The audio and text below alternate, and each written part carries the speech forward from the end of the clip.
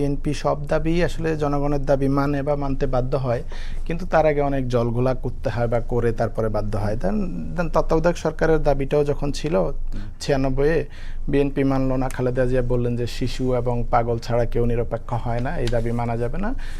এবং সর্বশেষ একদলীয় একটা নির্বাচনও করলেন ফেব্রুয়ারিতে, এবং সেটা শেষ পর্যন্ত 21 দিনের মাথায় সেই সংসদ ভেঙে দিয়ে তত্ত্বাবধায়ক সরকার পাশ করে সেই সংসদ ভেঙে দিতে বাধ্য হলেন, এবং পরবর্তীতে নির্বাচন হলো, যেটার কারণে আওয়ামী লীগ আবার পুনর্বাসিত হলো। যদি বিএনপি তত্ত্বাবধায়ক সরকারের দাবিটা আগেই মেনে নিত, তাহলে হয়তো রাজনৈতিক পরিস্থিতি ভিন্ন হতো। কারণ এটার কারণে পরবর্তীতে ওই যে সচিবালয় থেকে নানান ধরনের মুভমেন্ট হলো, জনতার মঞ্চ হলো, এটা সেটা হলো।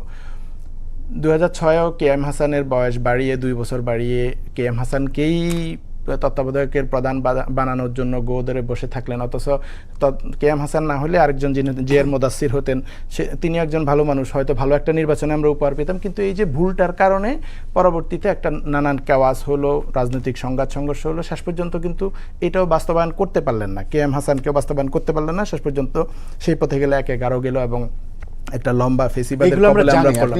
এই যে এখন ধরেন 24-এ নির্বাচনের পরে গণভোট হলো, এবং রাষ্ট্রপতি সুপ্পুকে নিয়ে আলাপ হলো। রাষ্ট্রপতি সুপ্পুকে সরিয়ে দেওয়ার জন্য কিন্তু নানান কর্নার থেকে নানান দাবি সবসময় উঠছে। বিএনপি তখন পক্ষে নানান যুক্তি দিল যে না, ওনাকে রাখতে হবে, সাংবিধানিক সুরক্ষা, এটা সেটা, বা সুপ্পু কোনো ক্ষতিকর কিছু না। কিন্তু শেষ পর্যন্ত এসে ধরেন এতদিনের যারা পরামর্শ দিচ্ছে সেটাই মানতে হলো যে সুপ্পু লন্ডনে গিয়ে সেখান থেকে ফেসিবাদী হাসিনার সাথে যোগাযোগ রাখছে, বা নানান কারণে তাকে এখন সরাতে বাধ্য হলো, সরানো লাগলো শেষ পর্যন্ত। তো এই যে সরানো লাগলো, কিন্তু জল গোলা করে করতে হলো আর কি। আমি আশা করি যে গণভোটের রায় এখন বিএনপি মানছে না, হয়তো এমন হতে পারে কিছুটা জল ঘোলা করে হয়তো শেষ পর্যন্ত মানবে। আমি হয়তো ট্রেন দেখে এটা বলতেছি আর কি।